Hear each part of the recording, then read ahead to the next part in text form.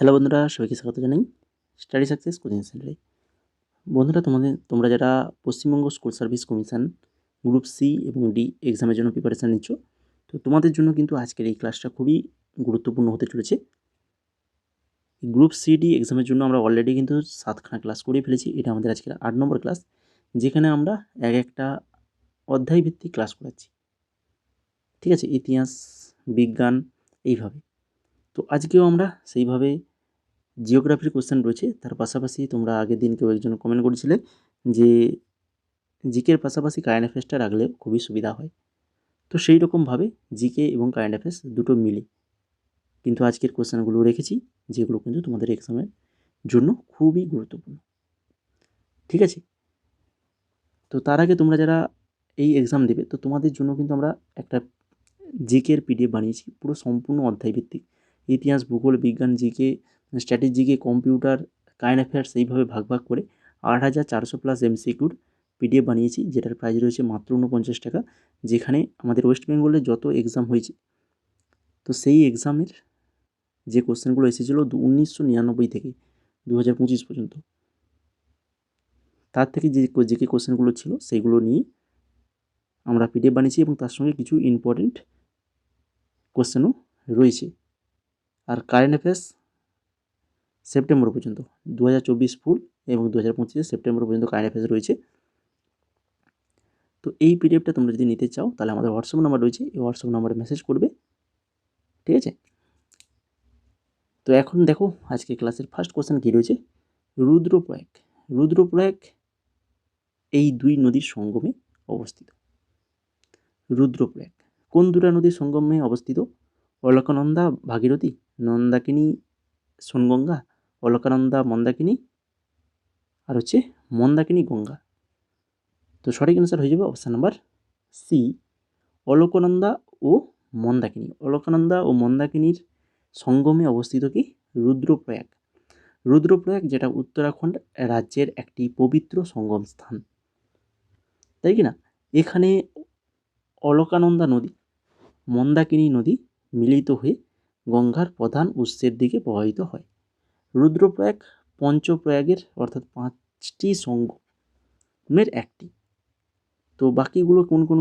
দেখো, রুদ্রপ্রয়াগ রয়েছে ওটাতে একটা, তাছাড়া বিষ্ণুপ্রয়াগ, নন্দপ্রয়াগ, কর্ণপ্রয়াগ আর হচ্ছে দেবপ্রয়াগ, মোট এই 5খানা প্রয়াগ রয়েছে।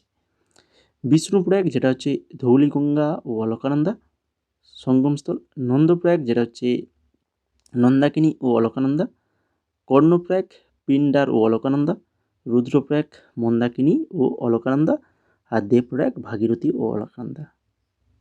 বুঝে গেল? তাহলে 5টা প্রয়াগ সম্পর্কে বুঝে গেলে সঙ্গম কোন কোন নদীর সঙ্গমে তৈরি হয়েছে সেটাও জেনে গেলে এখানে একটা কোশ্চেনের মধ্যেই। এরপরে দেখো 2 নম্বর কোশ্চেন, এটা রয়েছে কারেন্ট অ্যাফেয়ার্স। 2027 সালে শুটিং বিশ্বকাপ টুর্নামেন্ট ISSF ওয়ার্ল্ড কাপ 2027 কোন দেশ আয়োজন করবে? 2027 কোন দেশ আয়োজন করবে? সঠিক answer option number C, Bharat. আমাদের ভারত আয়োজন করবে। ISSF international shooting sports federation কর্তৃক আয়োজিত এই বিশ্বকাপ বিশ্বব্যাপী অন্যতম গুরুত্বপূর্ণ শুটিং প্রতিযোগিতা। 2027 সালে ISSF ওয়ার্ল্ড কাপ আয়োজনের দায়িত্ব পেয়েছে ভারত, আর 2028 সালের ISF জুনিয়র ওয়ার্ল্ড চ্যাম্পিয়নশিপ অনুষ্ঠিত হবে কিন্তু ভারতে। তাহলে দুটোই জেনে রাখো। ভারতের ন্যাশনাল রাইফেল অ্যাসোসিয়েশন এই ইভেন্টগুলি আয়োজক সংস্থা হিসেবে কাজ করবে। বুঝে গেল? খুবই ইম্পর্টেন্ট কারেন্ট অ্যাফেয়ার্স। তারপরে দেখো 3 নম্বর কোশ্চেন, রেগুড়। রেগুড়টা কি? লাল মাটি, ল্যাটেরাইট মাটি, কৃষ্ণ মৃত্তিকা, না হচ্ছে পলিমাটি? রেগুড়, রেগুড়টা হচ্ছে যে কৃষ্ণ মৃত্তিকা, কালো মাটি। রেগুড় মাটি কালো মাটি হিসেবে পরিচিত। এটি প্রধানত মহারাষ্ট্র, মধ্যপ্রদেশ, গুজরাট, তেলেঙ্গানা, কর্ণাটক রাজ্যে পাওয়া যায়। আর এই কালো মাটিতে কী চাষ ভালো হয়? তুলো চাষ। তুলো চাষ ভালো হয়, এটা মনে রাখো। তারপর দেখো 4 নম্বর কোশ্চেন, হরিয়ানার 19তম রাজ্যপাল হিসেবে কে নিযুক্ত হলেন? এটাও কারেন্ট অ্যাফেয়ার্স। তাহলে একটা জিকে একটা কারেন্ট অ্যাফেয়ার্স, এইভাবে কিন্তু চলবে আজকে। 19তম রাজ্যপাল হিসেবে নিযুক্ত হয়েছেন অধ্যাপক অসীম কুমার ঘোষ। অধ্যাপক Asim Kumar Ghosh. Option number B হয়ে যাবে সঠিক অ্যান্সার। প্রফেসর অসীম কুমার ঘোষ 2025 সালে 21শে জুলাই থেকে হরিয়ানার 19তম রাজ্যপাল হিসেবে কিন্তু দায়িত্ব গ্রহণ করেন। তার পূর্বসূরি ছিলেন বন্দরী দত্তাত্রেয়, যিনি 2021 সাল থেকে হরিয়ানার রাজ্যপাল ছিলেন। আর অসীম ঘোষ পূর্বে কিন্তু বিজেপি পশ্চিমবঙ্গের সভাপতি হিসেবে দায়িত্ব পালন করেছিলেন। এরপরে দেখো 5 নম্বর কোশ্চেন, এল নিলো। এল নিলোটা কি? এল নিলো হচ্ছে মহাসামুদ্রিক ঘটনা। এটা একটা সামুদ্রিক ঘটনা। তো এর সম্পর্কে আরও একটু ভালো করে দেখে নাও, এখানে দিয়েছি এল নিলো এবং লা নিনা, দুটোই তোমাদের জন্য ইম্পর্টেন্ট। এল নিলোটা হলো প্রশান্ত মহাসাগরের কেন্দ্রীয় ও পূর্বাংশে সমুদ্রপৃষ্ঠের তাপমাত্রা অস্বাভাবিকভাবে বৃদ্ধি পাওয়া। এই কথাটা ভালো করে মনে রাখতে হবে। বায়ুমণ্ডলীয় পরিবর্তনের ফলশ্রুতি। আর লা নিনা যেটা হলো প্রশান্ত মহাসাগরের কেন্দ্রীয় ও পূর্বাংশে সমুদ্রপৃষ্ঠের তাপমাত্রা অস্বাভাবিকভাবে কমে যাওয়া, সেটা বৃদ্ধি পাওয়া, এটা কমে যাওয়া, এর সাথে যুক্ত বায়ুমণ্ডলের পরিবর্তন। এরপরে চলে যাও 6 নম্বর কোশ্চেন, মিস ইউনিভার্স ইন্ডিয়া 2025 খেতাব জিতেছেন কে? মিস ইউনিভার্স ইন্ডিয়া 2025 খেতাব জিতেছেন কে? এটা জিতেছেন হচ্ছে মনিকা বিশ্বকর্মা। মনিকা বিশ্বকর্মা জিতেছেন 2025 মিস ইউনিভার্স খেতাব, যিনি রাজস্থানের 18ই আগস্ট 2025 তারিখে জয়ী হন। তার পূর্বসূরি ছিলেন রিয়া সিংহ, যিনি মিস ইউনিভার্স ইন্ডিয়া 2024 খেতাব বিজয়ী হয়েছেন। দুটো নামই মনে রাখো, 2024-25। 7 নম্বর কোশ্চেন কী রয়েছে? তামিলনাড়ু। তামিলনাড়ুর উত্তর উপকূলে অক্টোবর-নভেম্বর মাসে প্রবল বর্ষণের কারণ। তামিলনাড়ুর উত্তর উপকূলে অক্টোবর মাসে, মাসটা বলে রাখো অক্টোবর-নভেম্বর মাসে কিন্তু প্রবল বর্ষণ হয়। তো কেন হয়ে থাকে না? কারণটা হচ্ছে প্রত্যাগমনকারী মৌসুমি বায়ু। ভারতের দক্ষিণ পূর্ব অংশে, বিশেষ করে তামিলনাড়ু, পুদুচেরি ও অন্ধ্রপ্রদেশ উপকূল অঞ্চলে অক্টোবর থেকে ডিসেম্বর মাসে প্রচুর বৃষ্টিপাত হয়। এই বৃষ্টি হয় যখন উত্তর পূর্ব দিক থেকে মৌসুমি বায়ু বঙ্গোপসাগর অতিক্রম করে, আর্দ্রতা সংগ্রহ করে এবং উপকূলে এসে বৃষ্টি ঘটায়। এটিকে উত্তর পূর্ব মৌসুমি বর্ষা বলা হয়। এটি ভারতের মোট বার্ষিক বৃষ্টিপাতের প্রায় 11% থেকে 12% প্রদান করে। 8 নম্বর কোশ্চেন, চন্দ্রযান 3 মিশনটি কত সালে শুরু হয়? চন্দ্রযান 3 মিশনটি কত সালে শুরু হয়? সঠিক অ্যান্সার 2023। 2023-এ হয়েছিল। চন্দ্রযান 3 হলো ভারতের তৃতীয় চন্দ্র অভিযান, যা ইসরো কর্তৃক পরিচালিত। এটি 14ই জুলাই 2023 সালে শ্রীহরিকোটা থেকে LVM-3 রকেটের মাধ্যমে উৎক্ষেপণ করা হয়েছিল। 23 আগস্ট 2023 সালে এটি সফলভাবে চাঁদের দক্ষিণ মেরুতে অবতরণ করে। এই কৃতিত্ব অর্জনকারী বিশ্বের প্রথম দেশ হলো ভারত। মিশনের প্রধান লক্ষ্য কী ছিল? না, চাঁদের দক্ষিণ মেরু, অবশ্যই মনে রাখো দক্ষিণ মেরু অঞ্চলের সফট ল্যান্ডিং, নরম অবতরণ করা। রোভার প্রজ্ঞান দ্বারা কিন্তু চন্দ্রপৃষ্ঠের বিশ্লেষণ করা। আর এর আগে ছিল চন্দ্রযান 2, যেটা ব্যর্থ হলেও চন্দ্রযান 3টা কিন্তু খুব সফলভাবে কিন্তু এটা হয়েছিল। মিশনটা ইতিহাস সৃষ্টি করেছিল, কিন্তু দক্ষিণ মেরুতে প্রথমবার চাঁদের দক্ষিণ মেরুতে একদম সফট ল্যান্ডিং হয়েছিল। 9 নম্বর কোশ্চেন দেখো, বনসৃজন প্রতিরোধ করে। বনসৃজন কি প্রতিরোধ করে? মৃত্তিকা ক্ষয়, দূষণ, খাদ্য? অবশ্যই সবকটি, উপরে সবকটি। বনসৃজন, এই জন্য বলে গাছ লাগাও প্রাণ বাঁচাও। বনসৃজন জীববৈচিত্র্য সংরক্ষণ করে, মাটি রক্ষা করে, খাদ্যর উৎস সংরক্ষণে সাহায্য করে, সমস্ত কিছু বন কিন্তু করে। 10 নম্বর দেখো, 2026 সালের প্রথম ওয়ার্ল্ড সুপার কাবাডি লিগ কোথায় অনুষ্ঠিত হবে? 2026 সালের প্রথম ওয়ার্ল্ড সুপার কাবাডি লিগ কোথায় অনুষ্ঠিত হবে? তো এটা হবে হচ্ছে দুবাইতে হবে। ওয়ার্ল্ড সুপার কাবাডি যেটা প্রথম মরশুম 2026 সালের ফেব্রুয়ারি থেকে মার্চ মাসে দুবাইতে আয়োজিত হবে। লিগ নির্মাতা হচ্ছে SJ ওফ্লিথ কাবাডি প্রাইভেট লিমিটেড এবং এটি ইন্টারন্যাশনাল কাবাডি ফেডারেশন ও সাউথ এশিয়ান কাবাডি ফেডারেশনের সমর্থন পেয়েছে। এরপরে দেখো 11 নম্বর কোশ্চেন, কর্কটক্রান্তি রেখা। কর্কটক্রান্তি রেখা নিম্নোক্ত কোন রাজ্যগুলির উপর দিয়ে গেছে?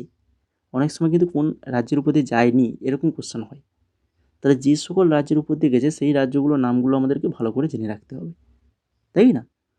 তো এখানে দেখো, এখানে অপশানে যেটা আছে সেটা হচ্ছে অপশান নাম্বার এ, এখানে সঠিক অ্যান্সার হয়ে যাবে। গুজরাট, ঝাড়খণ্ড আর হচ্ছে মিজোরাম, এই যে তিনটে রাজ্য, এই তিনটে রাজ্যের উপর দিয়ে কিন্তু কর্কটক্রান্তি রেখা গেছে। শুধুমাত্র যে তিনটে রেখা তা নয়, মোট 8টা রাজ্য, 8টা রাজ্যের উপর দিয়ে কর্কটক্রান্তি রেখা গিয়েছে। সেই 8টা রাজ্য গুজরাট, রাজস্থান, মধ্যপ্রদেশ, ছত্তিশগড়, ঝাড়খণ্ড, পশ্চিমবঙ্গ, ত্রিপুরা, মিজোরাম। ভালো করে 8টা রাজ্যের নাম মনে রাখো। 12 নম্বর কোশ্চেন দেখো, কোন দেশের পুরুষ ক্রিকেট দল প্রথমবারের মতো টি-20 বিশ্বকাপের জন্য যোগ্যতা অর্জন করেছে? প্রথমবারের মতো টি-20 বিশ্বকাপে যোগ্যতা অর্জন করেছে সেটা হচ্ছে ইটালি। ইটালি কিন্তু প্রথমবারের জন্য পুরুষ আইসিসি মেন্স টি-20 ওয়ার্ল্ড কাপ যোগ্যতা অর্জন করেছে। 2026 সালে টি-20 বিশ্বকাপের জন্য ইউরোপ কোয়ালিফায়ারে ইটালি এবং নেদারল্যান্ডস যোগ্যতা অর্জন করেছে। ইটালি এবং নেদারল্যান্ডস। 13 নম্বর কোশ্চেন, নিম্নলিখিত কোন মালভূমি আগ্নেয়গিরির লাভার দ্বারা সৃষ্টি হয়? আগ্নেয়গিরির লাভার দ্বারা সৃষ্টি হয় সেটা হচ্ছে দাক্ষিণাত্য মালভূমি। দাক্ষিণাত্য মালভূমি বা ডেকান প্লেটো মূলত আগ্নেয় শিলা বা ব্যাসল্ট দিয়ে তৈরি হয়। এটি লাভা মালভূমি নামে পরিচিত। 14 নম্বর কোশ্চেন, সুন্দরবনকে হেরিটেজ সাইট বলা হয়েছে নিম্নোক্ত কোনটির উপস্থিতির জন্য?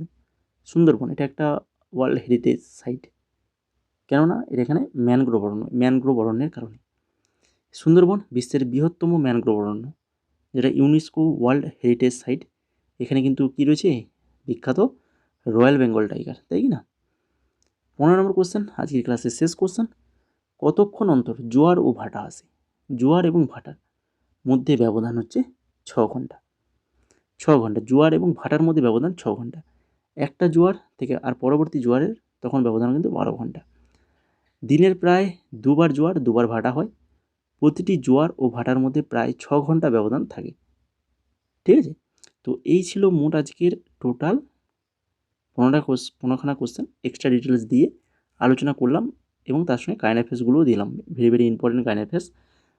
তো তোমাদের জন্য আমরা কিন্তু এই যে পিডিএফটা বানিয়েছি, তার আগে তোমরা যারা ক্লাসটা এখনও লাইক করো, অনেকে লাইক করোনি দেখছি, লাইকটা করে ফেলো। আর চ্যানেলটাকে যদি না সাবস্ক্রাইব করে থাকো, সাবস্ক্রাইব করে ফেলো। এই ধরনের গুরুত্বপূর্ণ ক্লাস কিন্তু তোমরা পাবে আমাদের চ্যানেলে। রেগুলার আমাদের সন্ধ্যে 6:30টায় জিকে ক্লাস হয় এমটিএসের, তো সেই ক্লাসে অবশ্যই জয়েন করতে পারো। আরআরবি গ্রুপ ডিরও আমাদের জিকে ক্লাস চলছে। তো এই সকল জিকে ক্লাস, সমস্ত ক্লাস তোমরা জয়েন করো।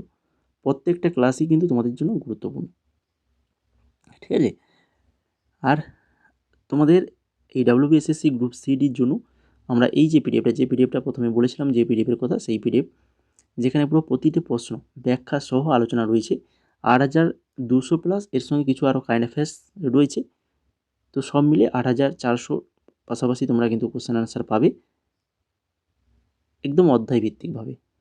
ইতিহাস, ভূগোল, সংবিধান, স্ট্র্যাটেজিকে, কম্পিউটার, অর্থনীতি এবং কারেন্ট অ্যাফেয়ার্স সব অধ্যায়ভিত্তিকভাবে পেয়ে যাবে। তো পিডিএফটা যদি নিতে চাও তাহলে আমাদের এই যে হোয়াটসঅ্যাপ নাম্বার রয়েছে, এই হোয়াটসঅ্যাপ নাম্বারে মেসেজ করবে। মাত্র 49 টাকা, মাত্র 49 টাকায় এই পিডিএফটা তোমরা পেয়ে যাবে। এছাড়া আমাদের আরও অন্যান্য এসএসসির এক্সাম, মানে হচ্ছে স্টাফ সিলেকশন কমিশন, যেটা কেন্দ্রের যে এক্সামগুলো হয়, সেই এক্সামের পিডিএফও অ্যাভেলেবল রয়েছে। আরআরবির এনটিপিসির পিডিএফও অ্যাভেলেবল রয়েছে খুবই স্বল্প মূল্যে, মানে তোমরা যাতে নিতে পারো সেই রকমই প্রাইস রাখা হয়েছে সবার জন্য, সবাই যাতে নিতে পারে, ঠিক আছে? তো যদি কেউ নিতে চাও তাহলে আমাদের হোয়াটসঅ্যাপ নাম্বার যে দেখতে পাচ্ছ, এই হোয়াটসঅ্যাপ নাম্বারে মেসেজ করবে, যেটা নেবে সেটা লিখে মেসেজ করবে, বুঝে গেল?